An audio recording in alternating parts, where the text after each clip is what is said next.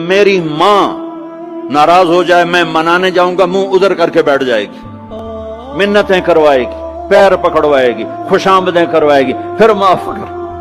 और मेरा अल्लाह क्या कहता, मन तकर्रब इलैहि, सारी जिंदगी शराब जिना में गुजार दी, दांत टूट गए, बाल सफेद हो गए, कमर झुक गई, अब उसको ख्याल आया तौबा करूं। तुम मैं इतने गुनाह करें कि एक एक बाल गुनाहों में जकड़ा जाए, और फिर हम जा रहे हैं, कहां जा रहे हो? तो मस्जिद जा रहा हूं अल्लाह से सुलह करने।